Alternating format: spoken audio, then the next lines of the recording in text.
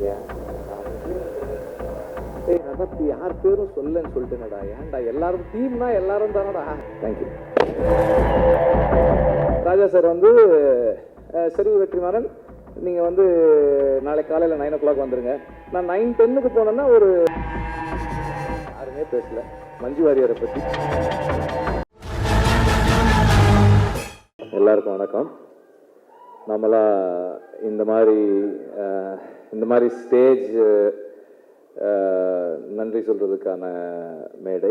As always I am very very grateful for the team.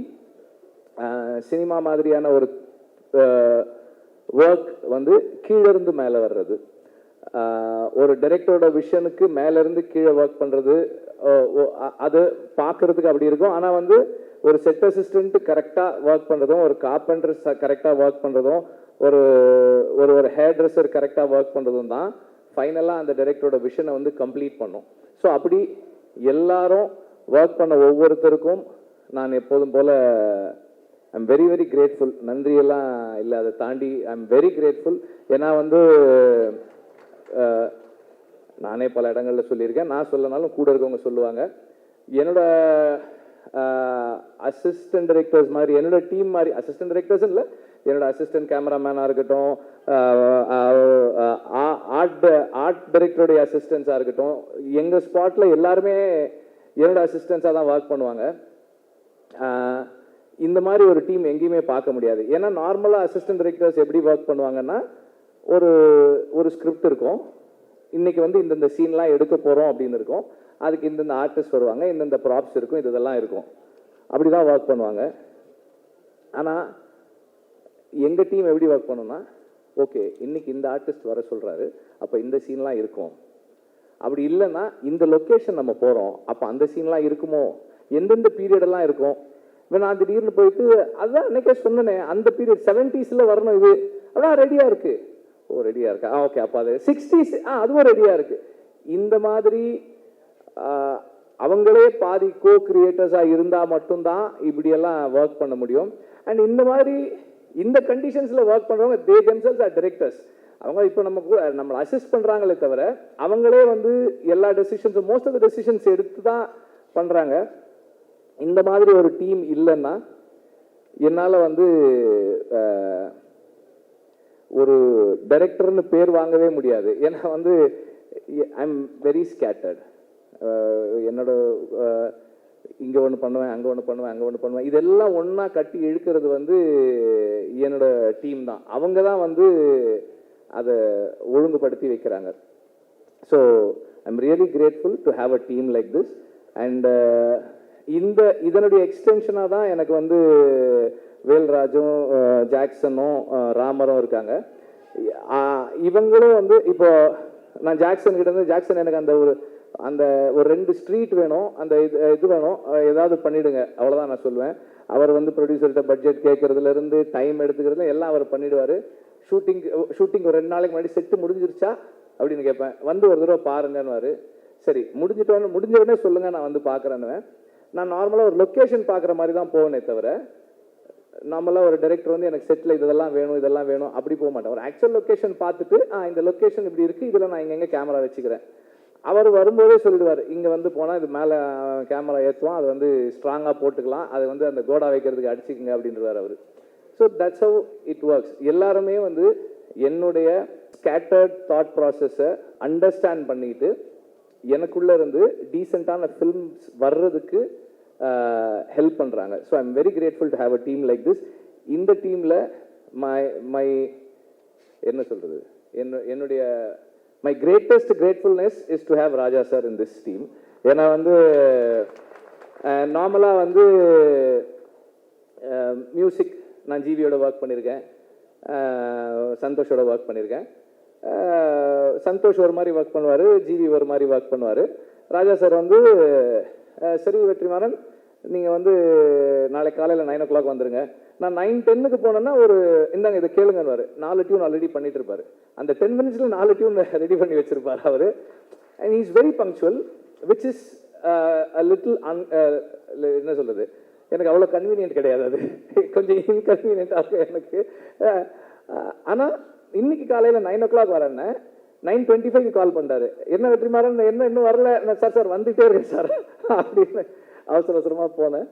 So எனக்கு வந்து ஒரு அந்த மியூசிக் சைடில் எனக்கு எதுவுமே கவலையே இல்லை. நான் யோசிக்கவே மாட்டேன். அவர் சார் இந்த மாதிரி ஒரு சாங் சார், ஓகே. இந்த மனசில் சாங் அப்படி தான். ஒரு சார் நான் வந்து ஒரு சீக்வன்ஸ் பண்ணியிருக்கேன் சார், ஐ திங்க் ஒரு சின்னதாக ஒரு சாங் இருந்தால் நல்லாயிருக்கும்னு எனக்கு தோணுது சார், அந்த சீக்வன்ஸ் காட்டுறேன் அப்படின்னா. சரி காட்டுங்கன்னாரு. நான் காமிச்சேன். அதில் இந்த ப்ரொட்டாகனிஸ்ட் வந்து அந்த ஃபீமேல் ப்ரொட்டாகனிஸ்ட் லீட் கிட்ட ப்ரொட்டாகனிஸ்ட் அவன் பேசிகிட்டு இருக்கான். பேசும்போது எனக்கு இது இந்த இடத்துல பேசலாமான்னு தெரியல, ஆனால் பேசாமல் இருந்தால் ஒரு மாதிரி இருக்குது, ஒரு மாதிரி அன்கம்ஃபர்டபுளாக இருக்குது அப்படின்னு சொல்லி அவன் சொல்லுவான். சீன்லாம் பார்த்தாச்சு. ஒரு 2 days கழிச்சு ரெக்கார்டிங் கம்போசிங் உட்காரலான்னு சொன்னார்.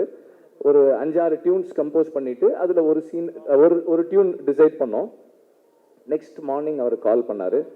இல்லை வெற்றிமாறன், நான் அதை யோசித்தேன், நான் வேற ஒன்று பண்ணியிருக்கேன், நீங்கள் வாங்க அப்படின்னாரு. ஆக்சுவலாக நான் அவருக்கு காமிச்சேன், எனக்கு அந்த சீன் மறந்துருச்சு. இவர் டியூன் பண்ணிவிட்டு லிரிக் எழுதிட்டார். மனசில் ஒரு மாதிரி இருக்குது அப்படின்னு, ஒரு மாதிரியாக இருக்குது, நல்லா இருக்கு சார். அப்போ சொன்னார், அந்த சீனில் அவன் சொல்கிறான்ல அதனால தான் அது அப்படின்றாரு. ஸோ அது எனக்கு வந்து ரொம்ப ஆச்சரியமாக இருக்கும். நான் அசிஸ்டன்ட் டைரக்டராக ஒர்க் பண்ணும்போதே நோட் பண்ணியிருக்கேன். ராஜா சார் வந்து ரீல் ஒரு தடவை பார்ப்பாங்க, பார்த்துட்டு நோட்ஸ் எழுத போயிட்டு திரும்பி வந்து என்ஜினியர்கிட்ட சொல்லுவார், அந்த அந்த 24வது அடி 14th ஃப்ரேம்லேருந்து சிங்க் ஸ்டார்ட் பண்ணுங்கன்னு. கரெக்டாக அங்கேருந்து வச்சா அந்த மியூசிக் கரெக்டாக இருக்கும், அந்த சேஞ்ச் ஓவர் கரெக்டாக இருக்கும். ஸோ அவ்வளோ மெமரியோட அவ்வளோ ஷார்ப்பாக ஒர்க் பண்ணுவார். அதை நம்ம நேரில் பார்க்கும்போது, பக்கத்தில் இருந்து பார்க்கும்போது அந்த அந்த மைண்டை அண்டர்ஸ்டாண்ட் பண்ணுறது வந்து it is a great experience அப்படிதான் சொல்லலாம். எனக்கு ரொம்ப அண்டு எல்லாரும் சொன்னதோட எக்ஸ்டென்ஷனாக ராஜா சார் பேசுகிறத, அவங்க எல்லாம் பேசுகிறத கேட்பாங்க. நான் அவருக்கு தெரியாமல் எப்போ போனாலும் இந்த கேமராவை ஆன் பண்ணிவிட்டு அப்படியே வச்சுட்டே உட்காந்துட்டே இருக்கேன். எல்லாம் ரெக்கார்ட் பண்ணி வச்சுருக்கேன். ராஜா சார் வந்து கீபோர்டில் அந்த ஹார்மோனியமில் உட்காந்து அந்த டியூன் எப்படி வருதுன்றதெல்லாம் எடுத்து வச்சுருக்கேன். நான் I really enjoy the privilege. I feel it's a privilege எனக்கு. அண்டு அவர் வந்து எனக்கு நிறைய ஸ்பேஸ் கொடுக்குறாரு. இந்த சென்ஸ் பர்சனலாக அவரோட இன்ட்ராக்ட் பண்ணுறதுக்கு, பேசுகிறதுக்கு, நமக்கு பிடிச்சதை சொல்கிறதுக்கு. அப்புறம் வந்து ராஜா சார்கிட்ட நான் பார்த்ததோட ஒரு விஷயம் என்னென்னா, நம்ம ஒரு சாங் பண்ணுறோம், அந்த நேரம் நமக்கு அது கரெக்டாக இருக்குது. அப்புறமா வந்து as we take long time to make the film, அந்த ப்ராசஸில் ஏதாவது மிஸ் ஆகும்போது, சார் இல்லை சார் எனக்கு வேறு மாதிரி இருந்தால் நல்லா, ஓகே அதை விட்டுரு, வேறு பாட்டு பண்ணிக்கலாம். அவரோட ஒரே என்னன்னா, இந்த படம் இந்த டைரக்டர் அவங்க விஷன் என்ன, அதுக்கு நான் எப்படி கான்ட்ரிபியூட் பண்ண போகிறேன், what is my contribution to the film. அந்த personal like, dislike, ideology differences அதை பற்றியெல்லாம் அவர் கவலையே படுறது கிடையாது. I am here to do what you ask me to do. நீ சொல்லு, நான் செய்கிறேன், ஆனால் நீ கரெக்டாக சொல்லு, வாட் யூ வாண்ட் கிளியராக சொல்லு அப்படின்னு. நமக்கு கிளாரிட்டி இருக்காது, பாபான்னு. ஆனாலும் அவர் வந்து சரி, ஹீ கிவ்ஸ் த டைம். சரி உனக்கு என்ன வேணும், எப்படி வேணும், ஓகே எஸ் ஃபைன். இப்படி இந்த ஜேர்னியில் ஒரு 15-20 டியூன் ராஜா சார் பண்ணுற டியூன் நான் கேட்டிருக்கேன். அவர் எவ்வளோ ஃபாஸ்ட்டாக பண்ணுறாரு. அந்த ஃபாஸ்ட்டாக பண்ணுறதுன்றது ஒரு பெரிய இது இல்லைன்னு தான் நான் நினைக்கிறேன். ஏன்னா அது என்னவா மாறுது. இப்போ இந்த சாங் இப்போ கேட்கும்போது நம்ம நார்மலாக நோட்டீஸே பண்ண மாட்டோம். நம்ம நார்மலாக, அதாவது மியூசிக்கலாக ட்ரெயின் ஆகாத ஆட்கள் நோட்டீஸே பண்ணாமல் விடக்கூடிய ஒரு சின்ன சைம் எங்கேயோ கேட்குது, ஒரு சின்னதாக ஒரு பெல் சவுண்டு கேட்குது. இதெல்லாம் வந்து அது எப்படி அந்த இடத்துல வைக்கிறாரு, அந்த சவுண்டு நமக்கு எப்படி கேட்குது, இதெல்லாமே வந்து ஒரு பெரிய ஆச்சரியம் தான். அவ்வளோ சாங் இருக்குது, மற்ற மியூசிக் இருக்குது, வாய்ஸ் இருக்குது, அதுக்கு நடுவில் அந்த சாங், இந்த சவுண்ட் இந்த இடத்துல வச்சா கேட்கணும்லாம் ஒரு டிசைட் பண்ணி ஒன்று ஃபைனலாக ஒன்று கொடுக்குறாரு இல்லையா. அதுதான் அந்த என்ன சொல்கிறது, மியூசிக்கல் அந்த ஜீனியஸ் மியூசிக்கல் மைண்டு. அது பக்கத்தில் இருந்து பார்க்குறது எனக்கு ரொம்ப சந்தோஷம். இதில் இந்த படத்தில் 4 சாங்ஸு, 4மே 4 விதமான சாங்ஸ். ஸோ இந்த ஜேர்னியில் எனக்கு ராஜா சாரோட இருந்து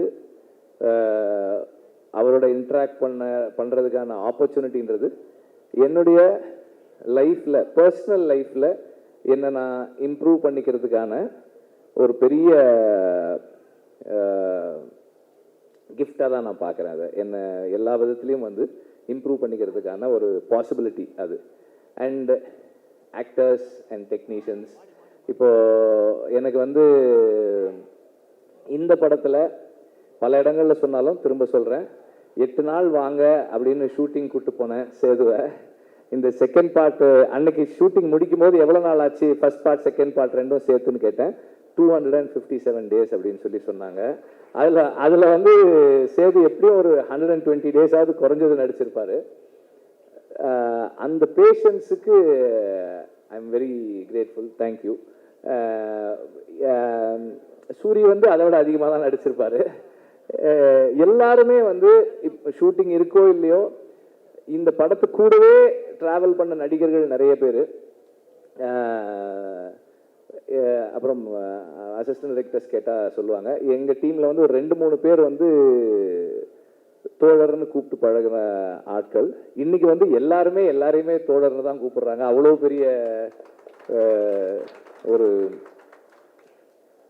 இங்கே ஒரு ஒரு ஒரு ஃப்ரெட்டர்னிட்டி உருவாயிருக்கு இவ்வளோ நாள் நாங்கள் ஒர்க் பண்ணதில். அண்ட்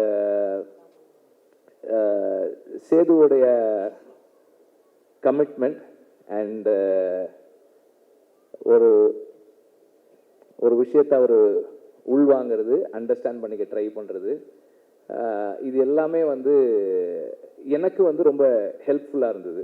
ஏன்னா இந்த படத்தோட சம்மந்தப்பட்ட எல்லாருக்குமே விடுதலை தான் வாத்தியார். விடுதலை தான் எல்லாருக்குமே கற்றுக் கொடுத்துக்கிட்டு இருக்கு, இன்னும் கற்றுக் கொடுத்துக்கிட்டு இருக்கு, இன்னும் கற்றுக் கொடுக்க போகுது. ஸோ நான் இந்த படத்துக்காக நிறைய பேரோட பேசி படித்து தெரிஞ்சுக்கிட்டு அதை எல்லாரோடையும் ஷேர் பண்ணும்போது எவ்வளவு அவங்க அதை உள்வாங்கிறாங்கன்றதை பொறுத்து தான் என்னோட லேர்னிங் என்னவா இருக்குன்னு என்னால் தெரிஞ்சுக்க முடியுது. ஸோ அந்த மாதிரி தொடர்ந்து இந்த படம் எல்லாருக்கும் எனக்கு நிறைய கற்றுக் கொடுத்துக்கிட்டு இருக்கு. இன்னும் படம் ஃபைனல் ஸ்டேஜஸில் இருக்குது, முடிக்கிறதுக்காக ஒர்க் பண்ணிக்கிட்டு இருக்கோம். அது முடியும் போது இன்னும் நிறைய கற்றுக்கிட்டு இருந்திருப்போம்னு நான் நம்புகிறேன். அண்ட் இந்த மியூசிக் ஸ்டேஜ்ன்றதால எக்ஸ்ட்ராவாக ஒன்று என்ன சொல்ல விரும்புகிறேன்னா, நான் வந்து இந்த படத்தோட பேக்ரவுண்ட் ஸ்கோர் செஷன்ஸை பார்க்குறதுக்கு ரொம்ப எக்ஸைட்டடாக வெயிட் பண்ணிகிட்ருக்கேன். ராஜா சார் வந்து அதை எப்படி என்ன பண்ண போகிறாங்க அப்படின்னு பார்க்குறதுக்கு ரொம்ப ஆர்வமாக இருக்கேன். சீக்கிரம் வரேன் சார், ரீல் எடுத்துகிட்டு வரேன் சார், சீக்கிரம் வரேன். அண்ட் நம்பர் ஆஃப் டேஸ் கேட்கும் போதே வந்து தெரியும் எவ்வளோ சேலஞ்சிங்கானதுன்னு. 257 நாள் ஷூட்டிங்கு. அதுவும் கூட அன்னைக்கு கூட எப்படி முடிச்சேன்னா, வேறு வழி இல்லை, அதனால் ஷூட் பண்ணுறதை நிறுத்திக்கிறேன்னு தான் சொன்னேனே தவிர ஷூட்டிங்கை முடிக்கிறேன்னு சொல்லலை. ஏன்னா முடியல, இன்னும் கொஞ்சம் பாக்கி இருக்குது. பட் எனிவே இவ்வளோ நாள் எல்லாருக்கும் வெறும் டைம் மட்டும்தான், ப்ரொடியூசருக்கு டைமு, பணம், இன்ட்ரெஸ்ட் எல்லாமும் சேர்ந்துருக்கு. அதோட சேர்ந்து அவரும் வந்து இந்த படத்தின் மூலமாக லேர்ன் பண்ணி அவர் பர்சனல் லைஃப்லையும் நிறைய சேஞ்சஸ் பண்ணிக்கிட்டு இந்த படத்தோடவே தொடர்ந்து கூட இருக்கார். And last but not the least, I need to thank the family. என்னோட பசங்க பூந்தென்றல், கதிரவன் அண்ட் ஆர்த்தி, அப்புறம் அம்மா, அக்கா, அவங்க 2 பேர் இங்கே இருக்காங்க, அவங்களுக்கு. அப்புறம் என்னுடைய all the friends, again my team, எல்லாருக்கும் என்னுடைய நன்றியை தெரிவிச்சுக்கிறேன். நீங்கள் எல்லாம் யாருமே பேசலை மஞ்சு வாரியரை பற்றி. அவங்க இல்லாததால நம்ம யாரும் பேசவே இல்லை. அசுரனுக்கு அப்புறம் அவங்களோட ஒர்க் பண்ணுறோம். இந்த கமிட்மெண்ட் அகெயின் ஷீ பிரிங்ஸ் இன் அந்த ஒரு கேரக்டருக்கு அவங்க கொடுக்குற லைஃப், அதுவும் வந்து ரொம்ப ஸ்பெஷலானது. இந்த ரோல் வந்து உண்மையிலேயே வந்து ஒரு ஸ்பெஷலான ரோல் தான் அது. ஒரு படம் ஒரு டீசெண்டான படமாக மாறுறதுக்கு அந்த டீம் தான் காரணம். அண்ட் அந்த டீமில் வந்து திரும்ப ரிப்பீட் பண்ணுறேன், assistant directors, assistant cameraman, and art department assistant, managers, production assistants, எல்லாருமே வந்து அதில் இருக்கிறவங்க. அவங்களுடைய கமிட்மெண்ட் தான் வந்து அந்த படத்தை கம்ப்ளீட் பண்ணுது. So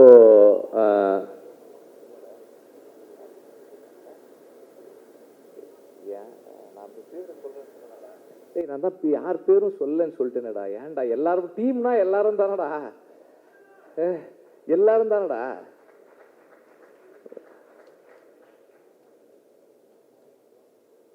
thank you.